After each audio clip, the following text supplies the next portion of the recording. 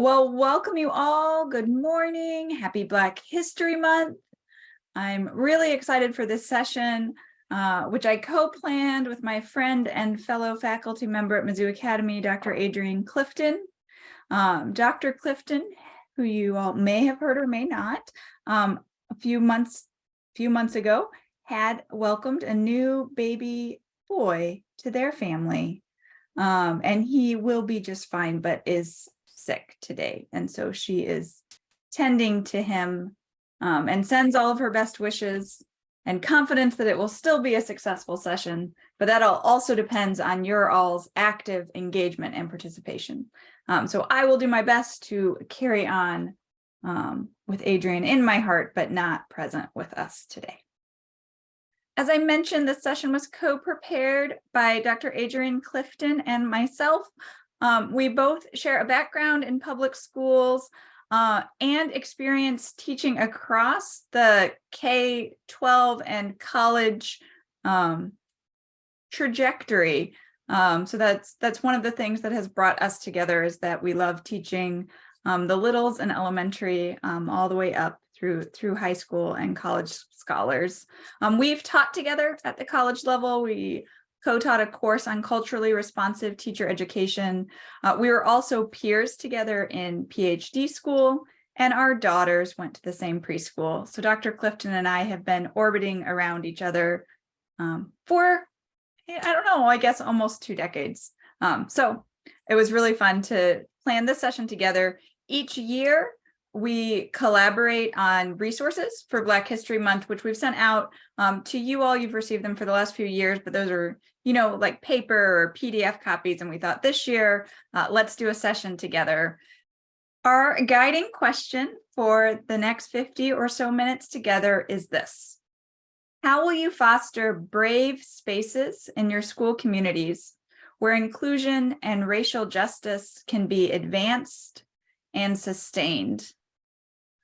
I want us to just look at this question for a moment and sort of pick it apart. So we've been really intentional in saying that we want to foster brave spaces. I know in other sessions we've talked about the importance of safe spaces, and that will be a theme here too. The 2023 theme for Black History Month is resistance. And in a moment, I'll go into a definition of resistance, but as I think about what it means to stand up for something you believe in, or to stand up against something that is an injustice, I think it comes back to heart and courage and bravery. We've intentionally put the focus on school communities because we're educators and we want to know, how does this work translate to the K-12 classroom? We believe that inclusion and racial justice work together, and that it's not enough to just do things that promote inclusion and racial justice in a moment. So in the month of February, for example, or in the month of March, when we study women's history, but that in fact, this work has to also be sustained. So as we think about what activities do we want to implement in our schools, we encourage you to think about how will those activities continue to matter beyond just the lesson or the week or the unit or the month. We thought it might be helpful to start with a little history. Where did Black History Month come from? Why do we celebrate it in February? How long has this been a thing? And so I wanted to just go over a little timeline for you. In 1915, the historian and author Dr. Carter G. Woodson founded the Association for the Study of African American Life and History, which is still a very important organization in our country today. The acronym is ASALH. You can Google, they have lots of resources for you, and they set the theme for Black History Month each year. In 1926, Dr. Woodson created the first, what was then called Negro History Week. And he chose February very intentionally because it includes the birthdays of both Abraham Lincoln and Frederick Douglass. So as we think about emancipation and the continued work living in a country that has a history of human enslavement, and how can we move towards liberation and inclusion and justice, Dr. Woodson chose this month to highlight the work of two famous American leaders. The week, although he set aside one specific week for celebration and study, this was always supposed to be a culminating event. So it was supposed to be a week that comes after a whole year of study. And so when you hear, oh goodness, Black History Month is in the shortest month of the year, that seems silly. That's not the intention. February was chosen very intentionally by an important scholar in African American history, and was supposed to be, so as we think about advancing and sustainable work, was supposed to be the culminating event after a whole year of study. So in the spirit of Black History Month, don't feel like you have to limit yourself to just the 4 weeks of February. The intention is that we engage in this work all year. In 1975, President Ford issued a message on the observance of Black History Week, where he urged all Americans to recognize the important contribution made to our nation's life and culture by Black citizens. In 1976, Black History Week was extended to Black History Month. President Ford recognized this expansion as well. And since 1996, Congress has regularly passed resolutions honoring Black History Month and encouraging the celebration of Black history across all sectors of public life. As I mentioned earlier, it has gained global traction, and so there are global Black History Month celebrations also in February from this really important work done by scholars and activists and educators over the years. So there's just kind of a little history for you. Why February? Where did all this come from, and how has it grown over time? I shared that each year there's a theme for Black History Month. The same is also true for Women's History Month. And the 2023 theme for Black History Month is resistance. And so I wanted to spend just a couple minutes thinking together about what does resistance mean. And I saw that Jill is here, and these next two slides cite our recent books on teaching women's and gender studies in the middle and high school classroom. So resistance was also one of the themes of our books. It makes good sense for resistance to be an important theme in justice, inclusion, diversity, and equity work. So as we thought about what does resistance mean, we thought about this in kind of three parts. So one, the act of opposing a force. And this is true in the natural world too, not only in human actions. The refusal to give in. And three, being able to withstand strong forces. There are many ways that we practice resistance and that we stand up to injustice. As I look at kind of this three-part definition, I can't help but think of our student leaders and the social projects that they are engaged in to make their school and local communities better and more inclusive places. So as I think about what does this mean for our work as educators, I think again and again to the really critical action work that young people are, yes, doing already, and also are capable of doing even more effectively with our encouragement and support, and with us wrapping safety around these brave young leaders. Resistance can look like lots of different things, and that's going to be the focus for the rest of our session. We'll share some examples. It won't be exhaustive, but we'll just give you a few things to think about as you go back to your classrooms. So resistance can look like physical, emotional, verbal, and creative acts. It can be brave, bold, big, small. With hope, each act of resistance moves us closer to a more honest story, a new connection, and ultimately a better version of our world.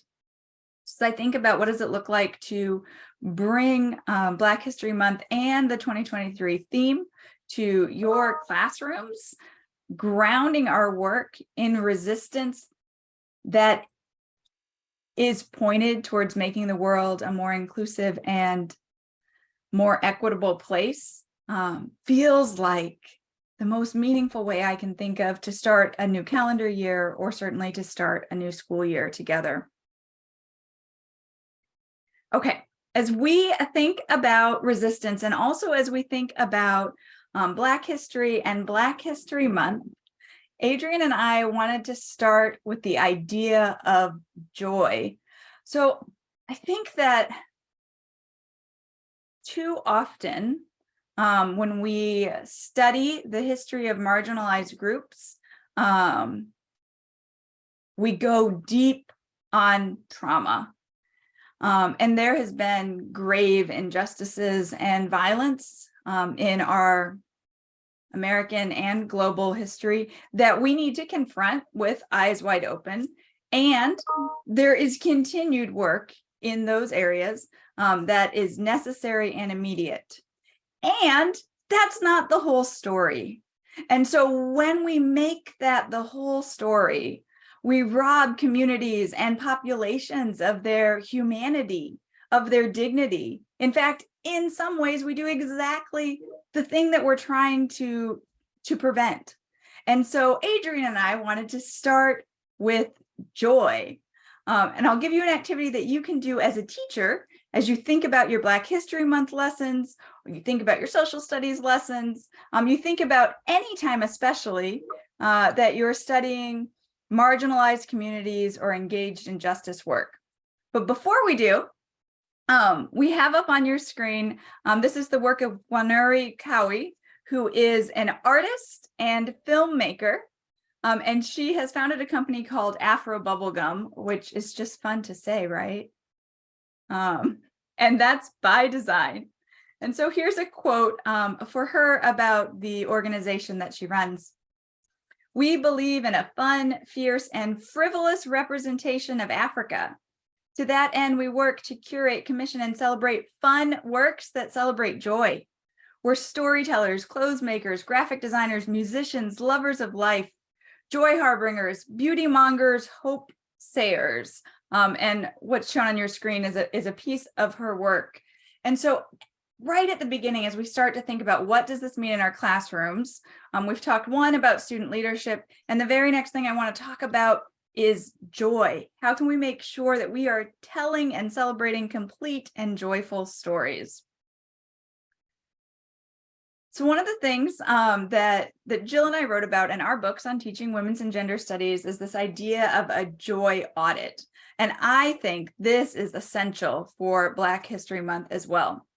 So as you are engaged in lesson planning, or as you are reflecting at the end of the lesson or the end of the week, I challenge you all to see if you can point to very specific moments of joy, both in your curriculum. So where have you written in complete and happy and celebratory activities and descriptions, and also to think reflectively, how did those play out? So, I shared at the beginning of when we were all just kind of logging in that yesterday was a beautiful day in Missouri, and my college students were just giddy. They were laughing and falling out of their seats like 11-year-olds. They were sketching in their notebooks, and those moments matter. We are a different class community because yesterday we spent our 90 minutes laughing together and celebrating the sunshine. And so as educators, if we can really begin to audit just the way we do other data, how many times were we laughing together? Was there dance? Was there music? Was there art in our lessons? I believe we'll build stronger communities. And if we infuse this into curriculum, we'll tell more complete stories that aren't only trauma-based. And I believe that this is a really powerful form of resistance, to use the 2023 theme for Black History Month, us saying, we are going to tell joyful stories because those stories matter too, and those stories aren't being told.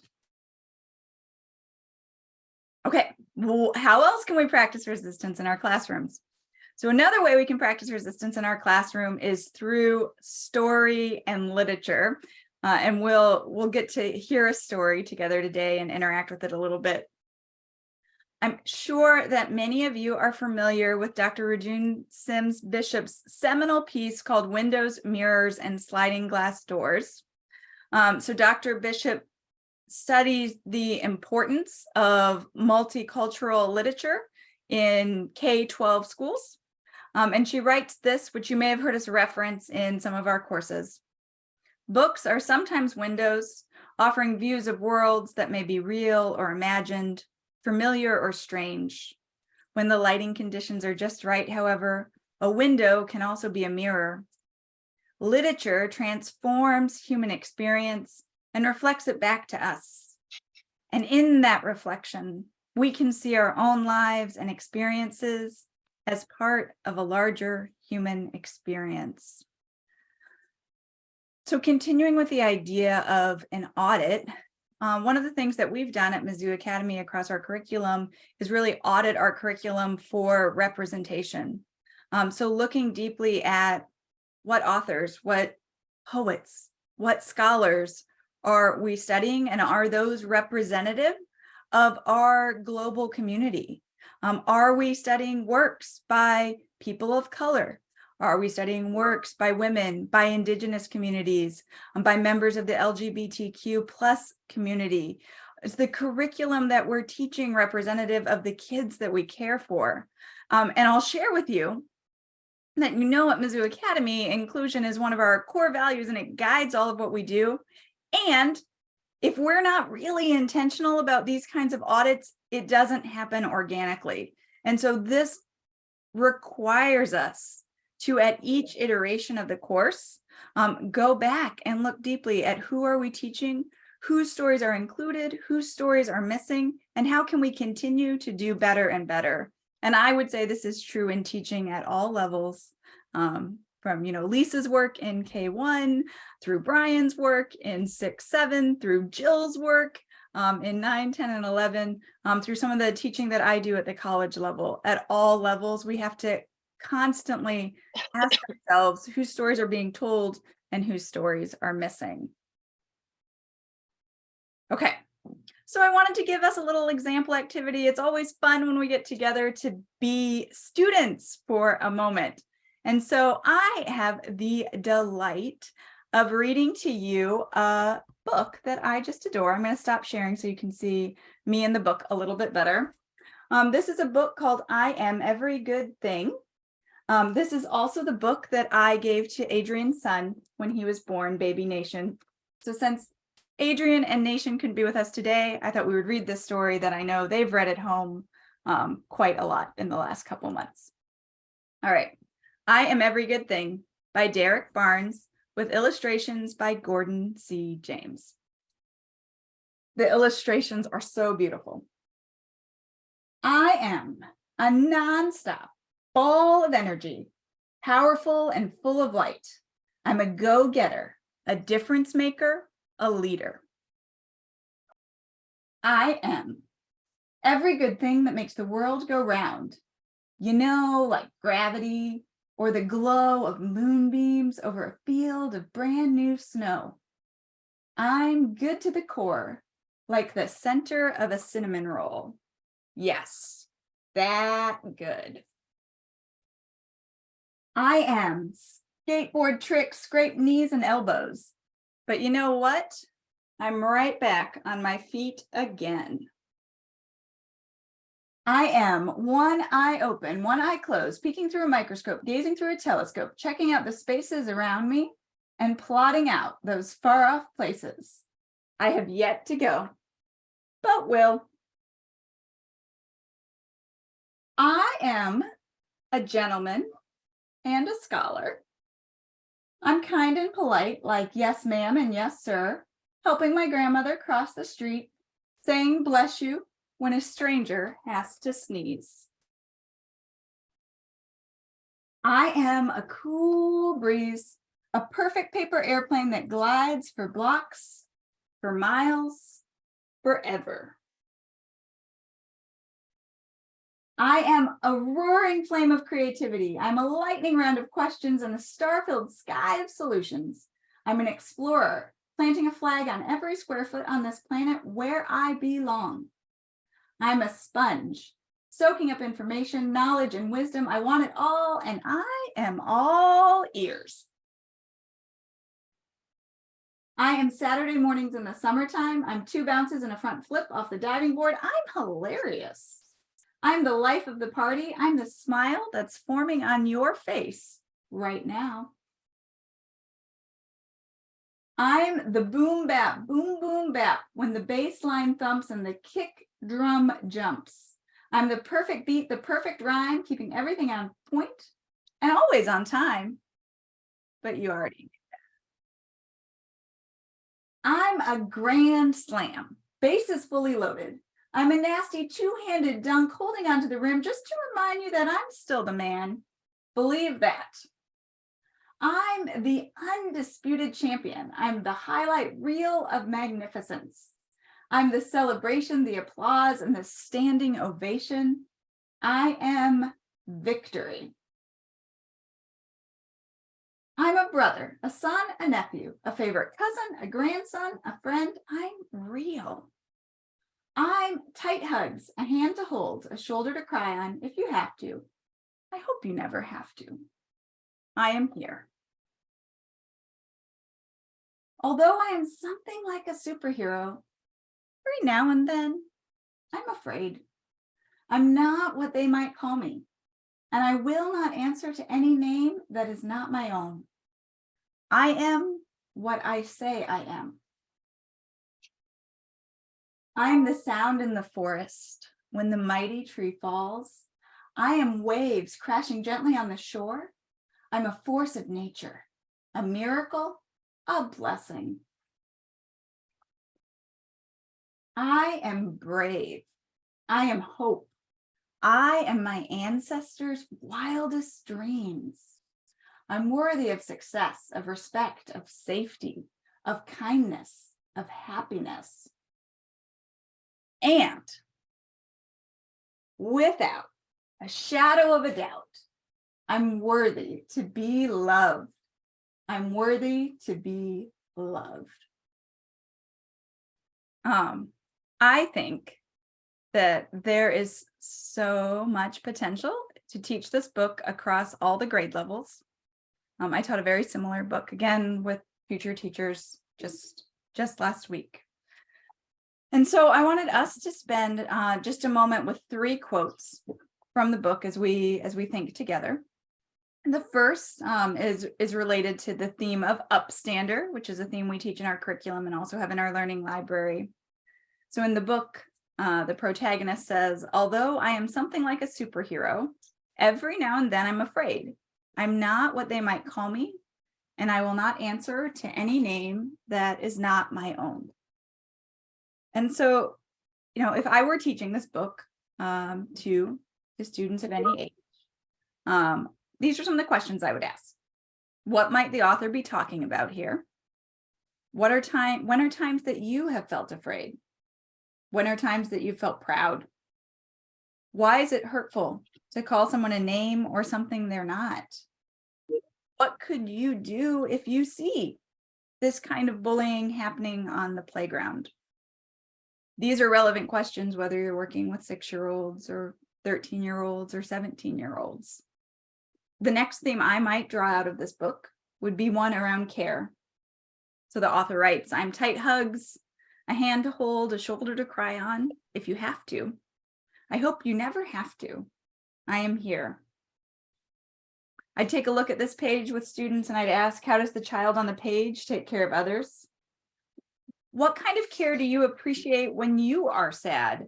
So one of my favorite things to teach in schools is around emotional literacy and emotional vocabulary. How can we help young people to process big feelings and to know that all of their big feelings are valid, and also that we process them differently? And so through the theme of care, we can get at what does it look like to be sad? What kinds of things make us sad? How can we care for others when they're sad? How can we create a world that has less of the injustices that make us sad as well? And then that last page, y'all, the theme I would pull out is mattering. And so the author says, without a shadow of a doubt, I'm worthy to be loved. I'm worthy to be loved. And what I would love to do with students, again, of any age, is to read this over and over again until students have it memorized and can call it out like a pledge in our classroom. So as we think about what does it look like to promote self-efficacy and confidence, it's rooted in mattering. And I'm using the term mattering very intentionally as we talk about Black History Month today. So those are some of the activities that I would draw out from the book. And then what I would love to do next is have students write their own book, beginning with the sentence, I am.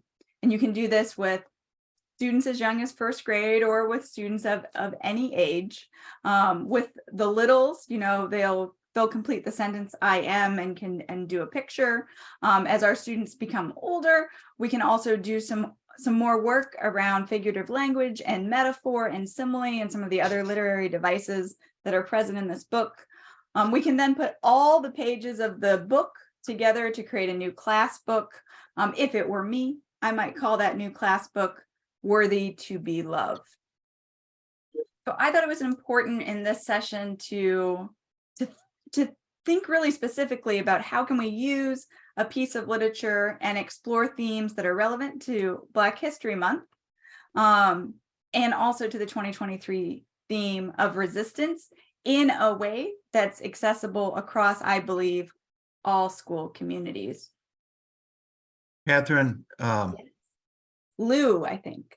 Catherine, I love the idea of a class book. I've done similar things in the past, and I think it'd be really great if the teacher created a book, I Am, and placed it somewhere right in the middle of the book. And when you kind of class publish it, to let the kids look through it and then go, oh my gosh, look, Mr. Jobst has a book in here too. And then to read those together. I think the neatest thing about this is the first person voice. It's not somebody talking about the way it is, it's somebody saying, I am. Yeah, I think it'd be neat if the teacher created one also. I love that. I love that. I love the idea of a library of I am worthy to be loved books, as a reaction to Derek Barnes and Gordon C. James' work. And, to harken back to whose stories are being told and whose stories are missing. Activities like this ensure that every story in your immediate classroom is being told and is important and is worthy to be loved. I always like, when I teach literature, to share some context about the author and for students to get to see who's writing and telling these stories. And so I want to do the same with you all. And we've got just a minute here with the author, Derek Barnes, on why he wrote this book. Hi, I am Derek Barnes, and I am the author of The King of Kindergarten, Crown and Ode to the Fresh Cut, and I Am Every Good Thing. This is my first time working with Gordon since Crown. I couldn't wait to get back to work with him. I feel very comfortable working with him. He's like a brother to me. We've been knowing each other for almost 20 years. We live in the same city, so it's a lot easier for us to communicate and to go over illustrations. And hopefully this will be our second hit book. We'll see. Raising 4 boys, they are pretty much the inspiration for, all of my books. I think about when I was growing up, I went to the library or into the bookstore. There wasn't a lot of books where I saw myself on the cover. And it's been pretty much the same thing for them. Things obviously have gotten a lot better. But these boys have vivid imaginations and they come up with their own stories, and those books were not being written. I just feel like I have a moral obligation to not only write books for my sons, but also for other children who may feel marginalized or, their stories are not being told. I feel like I have that obligation to do that for my boys and other Black boys in America. Really love the sentence about a moral obligation to write this book. I think it's a great challenge for all of us. What do we have a moral obligation to bring into our classroom spaces to ensure that students are seen? So as we think about story as resistance and writers to read, I always think it's helpful just to have kind of a list of books or authors. Where might you even start? And so Adrian and I have put together, with the help of some of our other Mizzou Academy colleagues, a list of authors that we love to teach across the K-12 spectrum. There are poets and novelists included on this list. So if you're looking for a place to get started, I'd encourage you to get started here. I spent the last couple of weeks exploring some of Jason Reynolds' work with some future middle school teachers. If you're not familiar with Jason Reynolds, he's a personal favorite of mine. He's written books for elementary, middle, and high school. They are highly accessible and story rich. Look Both Ways, I'll just give a shout out for that one, is a collection of short stories, 10 short stories. I think the second short story should be taught in every classroom everywhere. Just to pull out one more name on the list, I'll pull out Nikki Giovanni, who is a poet, retired professor now at Virginia Tech. She's written poetry for young children and adults. She is an activist for racial justice and women's rights, and she's really funny. She's just a riot. Before I advance, I know I'm in the company of lots of English teachers today. So if anyone else wants to do a shout out for anyone on the screen or anyone not on the screen, I'll just pause for a moment. I think Amanda Gorman has been a powerful force to listen to and to watch. And if you read a little bit about her history and just the challenges she's overcome, I think it's a really powerful connection for kids. And if you want to get into a little bit of spoken word poetry with your students, she's fun to emulate. Yeah. She reminds me a lot of Dr. Clifton, actually, in the way that she performs. So, yeah. Here. We will also make this list available, and there's a couple more lists on slides to come to all of you all, and you can report back and tell us who resonates. These lists are woefully incomplete. Who do you want to make sure is on our 2024 list, etc. As we think about resistance, what does it look like? We talked about joy as resistance. We've talked about story as resistance. The last example we want to bring into this session, only because we have limited time, we could keep going, y'all, is innovation as resistance. So in thinking about connecting this to our Mizzou Academy curriculum, I think about the 4 C's: critical thinking, creativity, collaboration, and communication. And so my challenge question for you all is, how will you use the 4 C's to cultivate innovation? And I'm interested in inclusive innovation, right? So what will you and your students create, lead, and build together for the greater good? You can see this across all of our Mizzou programs, and I think you can see it very clearly in the work that our Mizzou Global Scholars are engaged in day in and day out. Again, putting some names on the board if these are names that aren't already in your curriculum as you study innovation and innovation as resistance. These are names that maybe you want to pull out. I know Madam C.J. Walker got quite a lot of press recently from I don't remember if it was HBO or from a TV series. So she was the first self-made Black woman millionaire. She created hair care products for Black women, and is an incredible businesswoman to study. So I can pull her out of the list for y'all.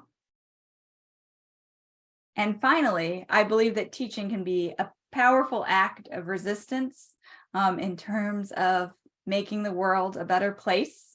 And so we can't complete this session without hearing from our own Dr. Adrian Clifton. And so I'm going to share with you a performance of one of her spoken word poems that I think connects very purposefully to the idea that teaching can be an act of meaningful resistance. If I should have a student,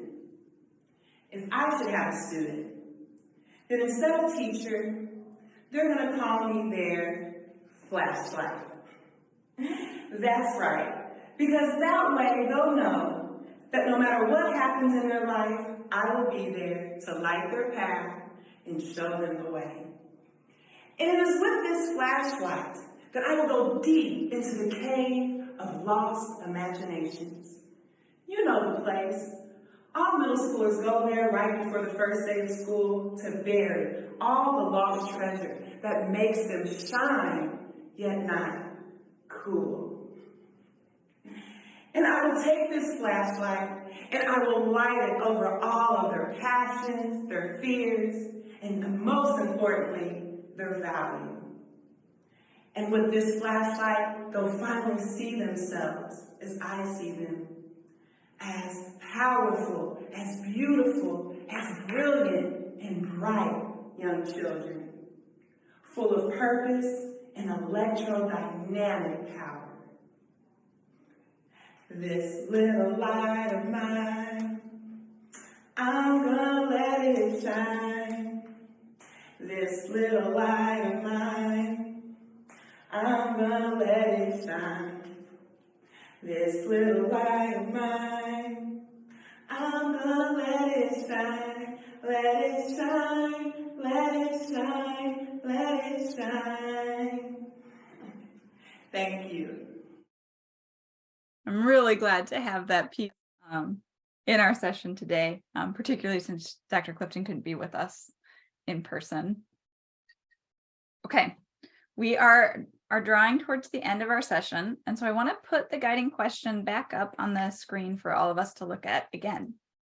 So our guiding question was, how will you foster brave spaces in your school communities where inclusion and racial justice can be advanced and sustained? I'm going to acknowledge this is a big question, that although we've been together for 50 minutes sharing lots of ideas, you might not have a full and complete answer to this question yet, and that is okay.